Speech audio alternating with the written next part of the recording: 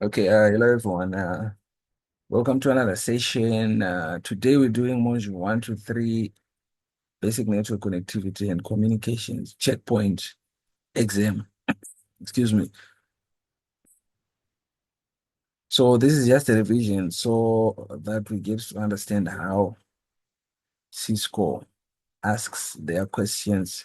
It's very important to understand how they come up with these questions and what is expected of you when you are responding.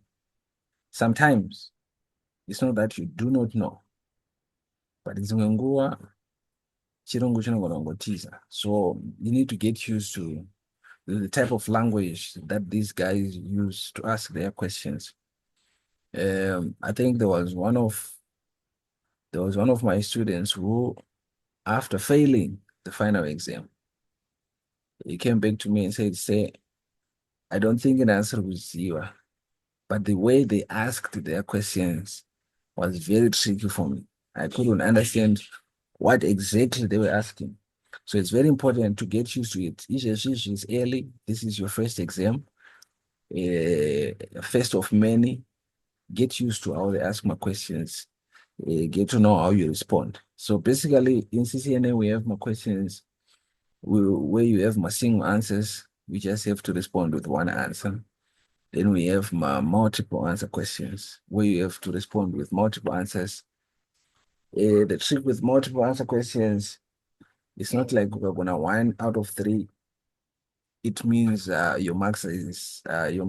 You get 1 out of 3. You get 0. So I think that's where it becomes very tricky. Multiple answer questions, because you can go drop out one out of any of those multiple answers. Then that's it. In my questions, all and my marks are one. So single answer, multiple answer. Then you have matching questions. Matching questions, they are tricky as well because that's a one. That's a problem. Then you have questions which come as my exhibits. Those ones are, for me, I think the most difficult because it depends.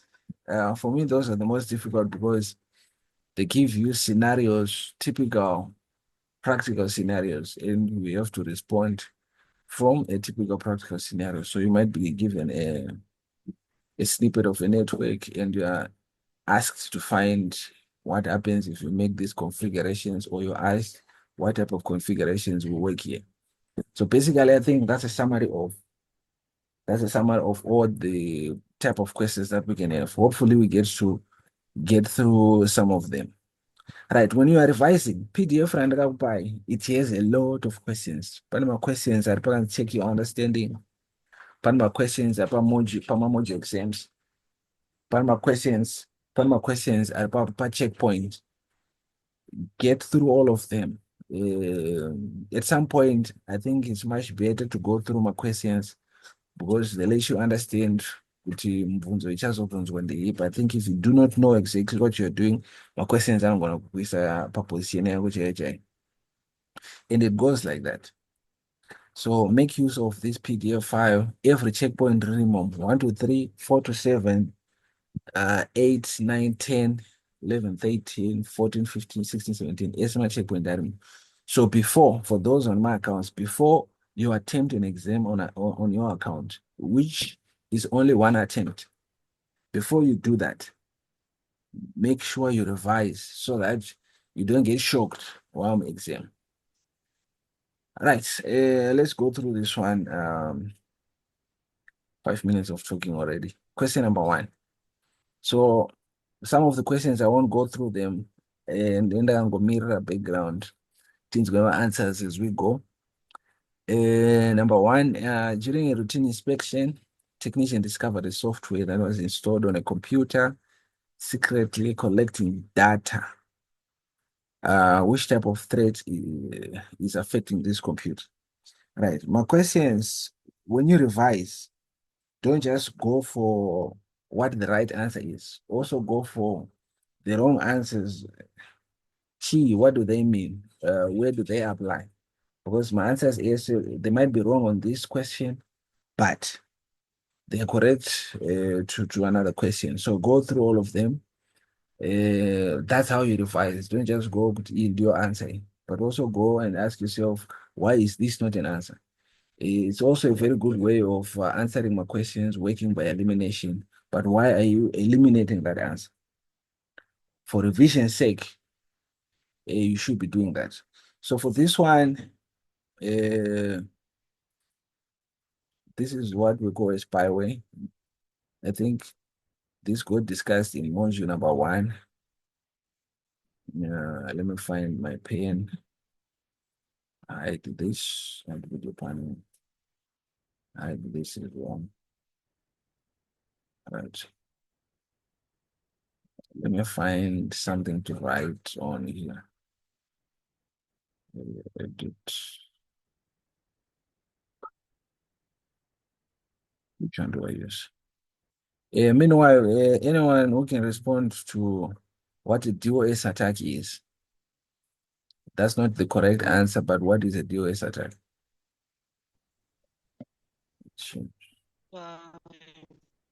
DOS attack inoshanda by flooding the machine yatinenge tichida kunenge ichiyekwa yacho. It may be by sending madata akawanda at once, so that the receiving end inoita se inenge inoflada ikoko. Yeah, flooded, then what Or happened?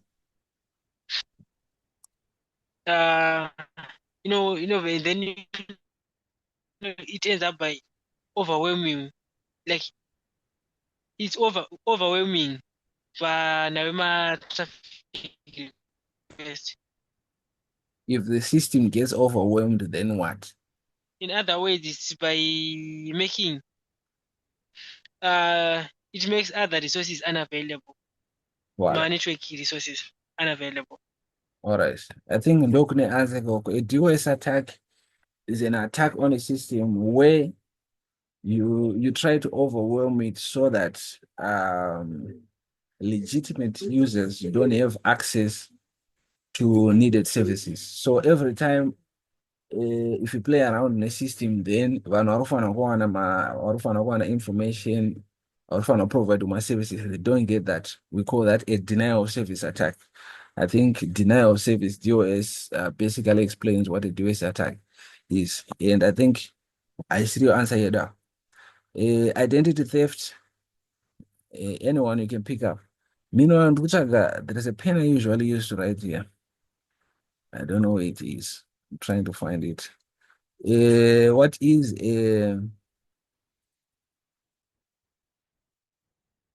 an identity theft attack?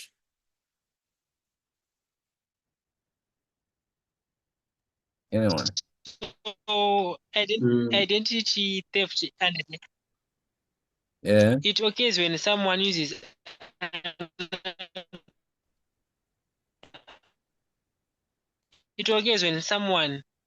another person's personal information. Yeah. For example, or in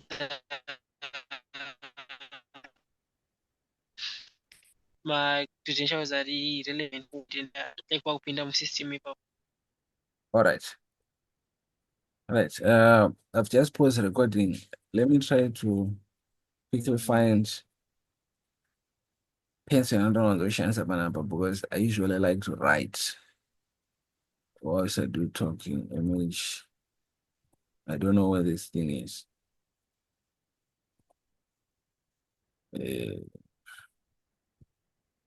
Just a minute. I think I've paused the recording so that I can try to find this thing. Yeah, it's per comment, man. This one. It's on comments, okay. All right, so identity theft is an attack where you steal someone's information, then you pretend to be that someone. That is basically an identity theft. And for our question, our answer here is C, spyware, where you have a software installed on a computer which collects data on that computer. These are types of attacks that we're going to have. I think they were described at the end of module number 1. You can have my viruses, my worms. No, everything is not a virus. I think when we think attacks on systems, we tend to generalize that my machine is a virus, but not everything is a virus. We need to know the technical terms of each in one of those types of attacks. All right. Question 2. Which terms refer to a network that provides secure access to corporate offices by suppliers, customers, and collaborators? Quick answer.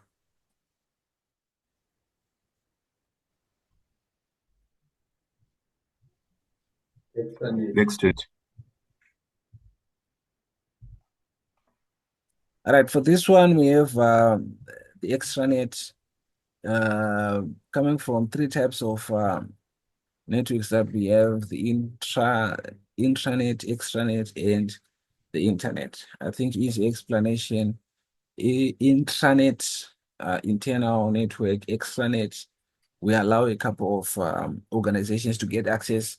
Then we have the internet, where the public gets access to almost everything on the network. Large corporation modified its network to allow users to access network resources from their laptops and smartphones. Which trend is this? So this is BYOD, bring your own device. Cloud computing, yeah, I think I'll need the definition. Cloud computing, what's your understanding of cloud computing? That one is very interesting.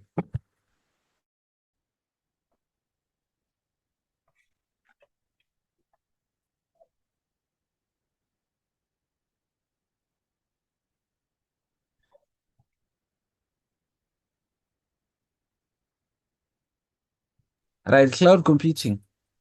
This is a very interesting area that probably you could look at as well. Very much on the rise in Zim, not much used, but when we think cloud devices, we just think storage, where we can store our photos, Google Photos, Google Drive.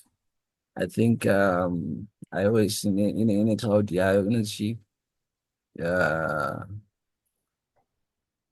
iPhone, cloud, yeah, platform, yeah, energy, it's iOS cloud platform, I think. Uh, it's something that you need to be getting interested in. What is it? What is cloud computing? It's basically, instead of having infrastructure, network infrastructure which can be used for networking, storage, having physical infrastructure to do that, you have services which are being offered by other companies, allowing you not to have that infrastructure. So if you wanted to store your photos, then you probably need a hard drive, a USB flash disk, or whatever it is. But instead, there is someone storing that information for you online. So there are services that are being offered to you with someone who has storage, who has the infrastructure to do that. So this is very interesting because the way the world we are going, infrastructure-wise, is very expensive. I think for a flash disk, it's not that much expensive, but you cannot access your information on the go. It's not always you have to go around in the hard drive and all. So anytime you need it on the go, you get access to it. That's basically what cloud computing is. And I think if CCNA appear, you might as well look at doing something to do with cloud, Azure or AWS, Google Cloud, Microsoft. I think they all have their cloud platforms. Get certified there as well. Kunema remote jobs. I don't know in Zim how good it is, but very interesting cloud computing. All right, what is an ISP? Service provider. An ISP is, let me see, it is a standards body that develops cabling, wiring standards for networking. No, here Question A, who has an idea what question A is referring to? A standard board that develops cabling and wiring standards for networking. This can either be IEEE or it can be TIA, EIA or TIA. Right, that's a standard board which is responsible for cabling. You need to know this. Like I said, always find why the answer is wrong. Don't just say it's wrong. Why is it wrong? If it was a question and that answer is correct, question shouldn't get it, kind of a thing. That's how you go through these questions and study. A protocol that establishes how computer within a local network communicates. A service provider is not a protocol. An organization that enables individuals, businesses to connect to the internet. There is our answer there. An internet service provider is an organization which enables individuals or businesses to connect to the internet. Right, number 5, match requirements of a reliable network with the supporting network architecture. Right, hapo pane matching up. That's another typical type of question that you can get. So we have security, scalability, fault tolerance. What is the last one? There is the last factor that we have here, the APC bar. QoS, Right, QoS. quality of service. So security explains itself. It's security. Let's see. Provides redundant links and devices. This is your fault tolerance. So fault tolerance is basically having redundant links or backup devices to your system, which allows the network to always be up even if there is failure somewhere. So I think the way I explained it, if you have a system, you have a router, then you have links that leads to these two different networks. You need backup routers. You need backup links between these communications. So for example, if I have another router here, and I have these links like this, if this link fails, for me to get to network number 2, I can go this way. So that's basically what a fault tolerance that basically what is fault tolerance. The ability of a network to always stay up even if there is failure. It can be a link, it can be even a device. In this case, even this device regarded down here. This one, I can perform the same thing. Changacho perform on that route end. Connectivity between device 1 and 2 is always there. So when you are designing, I think those 4 factors, when you are designing, is something that you should look at. It is my network fault tolerant? Is it secure? Is it scalable? And does it has the quality of service required? Right, so we go to protect the network from unauthorized access. That's your security. So if we are matching, this is our B. Then match the type of communication with the specific priority. That's an error there. Ensure that streaming data is provided over high-speed links. This is your QoS.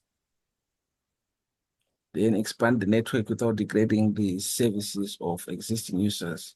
This is your, right, this is your, excuse me, this is your scalability. All right, if you have any questions, I think, Chingoburikira, if you need any clarifications. All right, an employee at a branch office is creating a quote for a customer.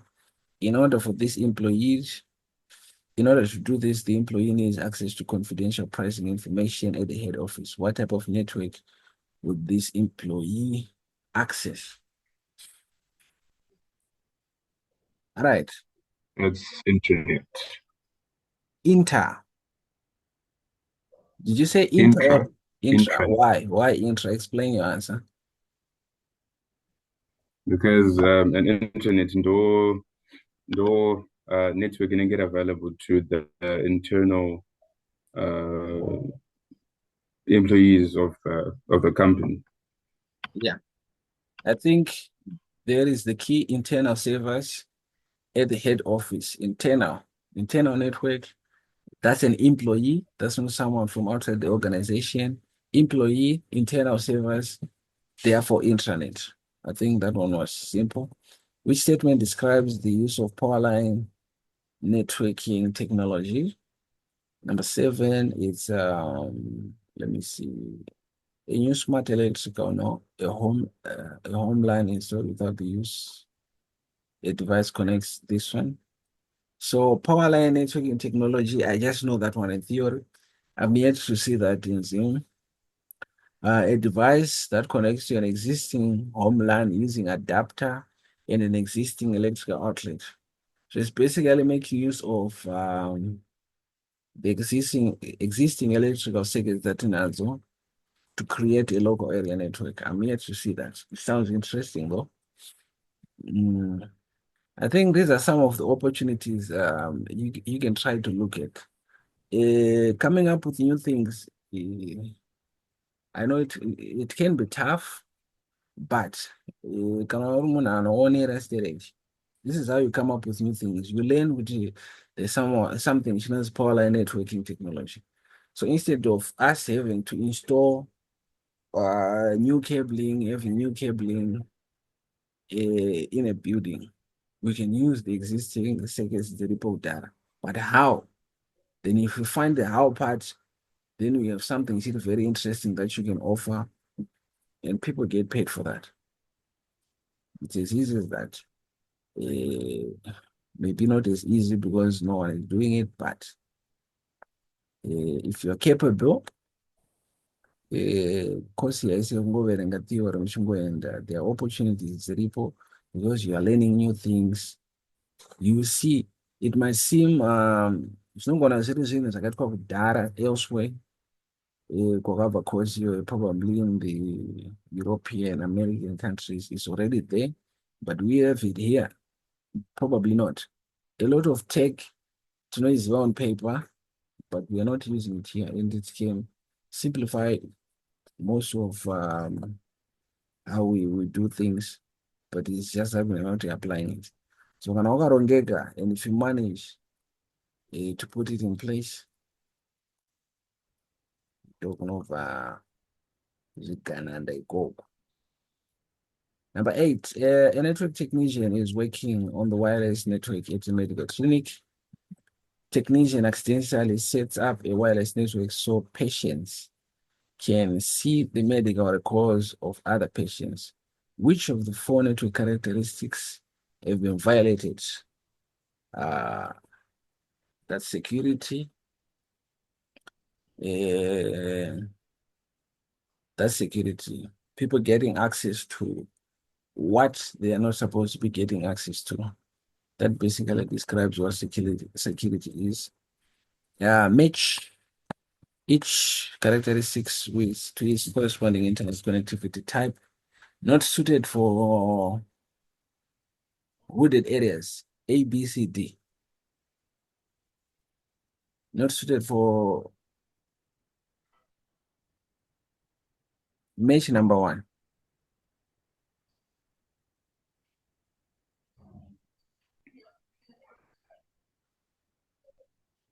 Match N, satellites, which is okay. Yes. Yeah, satellite is not. Why? Why is it not suited for heavily wooded areas?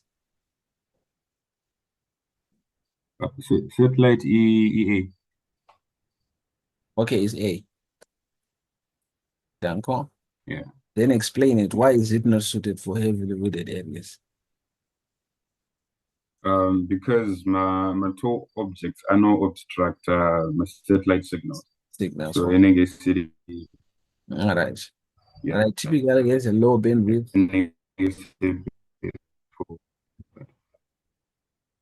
Okay, let's quickly go through this. Typically has a low bandwidth, rega tuone ari obvious atinoziva. This one is your dial-up telephone, a low bandwidth, high bandwidth connection that runs over telephone lines. This is your DSL. I think DSL is D. Then typically uses T1, E1 circuits. So which one is that one? That's not one answer. Satellite. Is that cable? Uses coaxial cable. This is cable, this one. So yeah, I'm gonna answer which message to this one. I think so. This is a link. This is a form of medium which is used. I think E1 is used in Europe, then T1 is America. I think it's a sort of medium that is used there. I don't think it was much highlighted in this CCNA course though. Right. Let's go. What two criteria are used to help select a network medium from various network media? Right. Choice of media is very important. Media is basically what connects devices in a network. A choice, if I'm in a wooded area, I cannot use satellite. It's very important in knowing that, because at some point that will be your job, setting up a network, designing a network, and you need to design a network in a way for not get functional. So design a network yako, then in a wooded area, you recommend as an engineer let's use satellite. That's a problem. So we have criteria that helps us select the type of media depending on application, depending on environment, depending on performance, a lot of things that depending on cost as well, how cost effective it is. So we have criteria that helps us with that. I think that about number 10. What we have, quick answers, A, B, C, D, E. C and E. So essentially D and E. No, C. C. C and E. So C and E. The distance the selected medium can successfully carry a signal. So if you are trying to transmit a signal over 10 kilometers, it will not be wise to use UTP, copper cabling UTP. Why? Losses. So it makes sense. C definitely makes sense in that respect. Then E, the environment. I think the environment is the one we're explaining on wooded areas up. Right. Question number 11. Let's answer question number 11.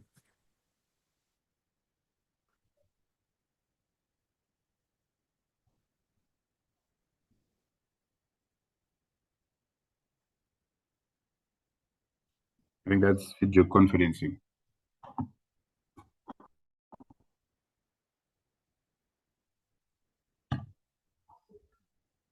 Right. What type of network traffic requires QoS? Video conferencing, definitely. So QoS, this earlier I want you to think of prioritization every time you think QoS. So when we talk QoS, think priority. Quality of service is who are you prioritizing, which traffic are you prioritizing on a given link.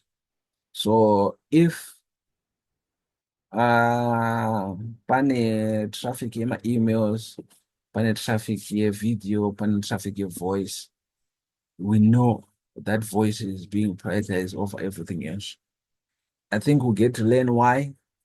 There is something to do in my protocols as well, depending on my protocols, Arushanda. I think let me not overwhelm it issues. So when you think QoS, think priority. And The type of network traffic which gets prioritized is usually video, near voice. Everything else follows after. Right. Number 12, a user is implementing security on a small office network. Which two actions will provide minimum security requirements for this network? Minimum security, we definitely need to install a firewall. Installing a wireless network, there is nothing secure here. We definitely can install a virus, implement an intrusion detection. This can also be an answer. Let me know. Having antivirus software. Yeah, why is D not an answer? We already have two here. So this also speaks to security, this one. Intrusion detection, adding a dedicated intrusion prevention device. This also speaks to security. But why are they not answers in this case? Why are those two answers and D and E are not answers in this case?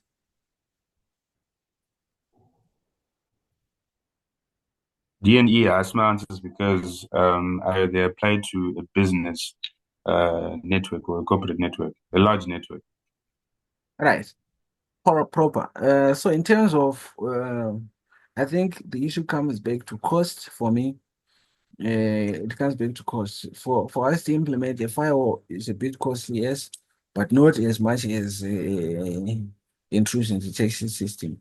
So it comes back to cost. You can implement it on a small office. It comes back to cost and like the importance of what you are protecting.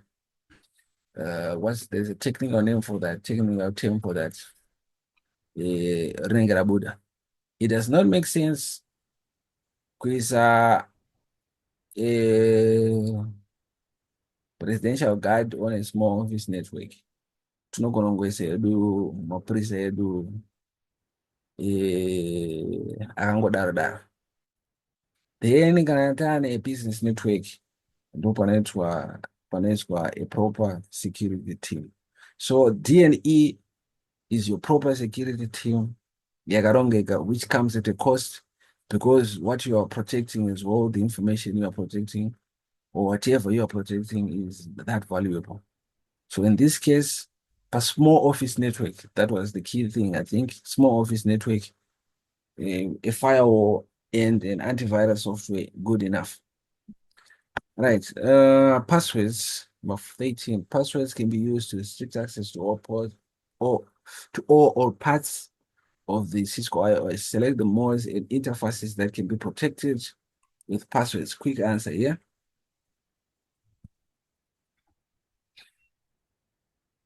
This one is an answer. This one is an answer. This one is an answer. So no, and no, and no. Right. Let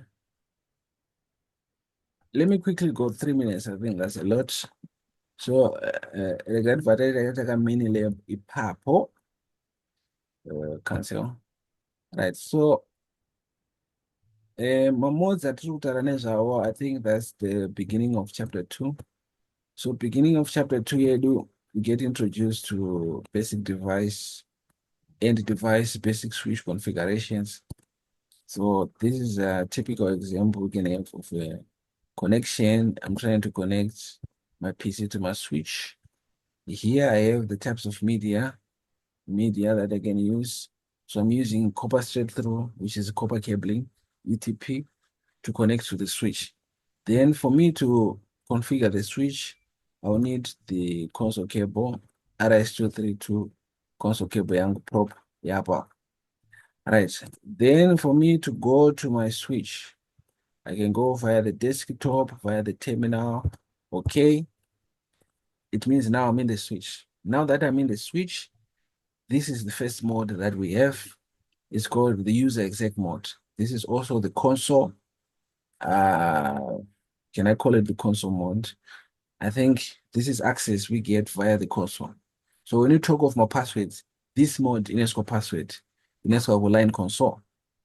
Then the guy enable, ndikapinda in the next mode with the privilege exec mode. This one UNESCO password as well.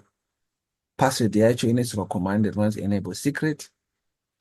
Then in the cabinet global, minimum password in SCOM. The other password is Sarah and the VTY lines. Yet no is take up in the line VTY 015 or is a password. So I think those are the three passwords which are being mentioned the router for that question. I can see we have 1 minute left. We are using Zoom, not licensed in the Mahara. So session ready ends in about a minute. We have another session, I think one more. Ready to continue. Hopefully we get closer to the finish. So if this one ends, just use the same link, come in again.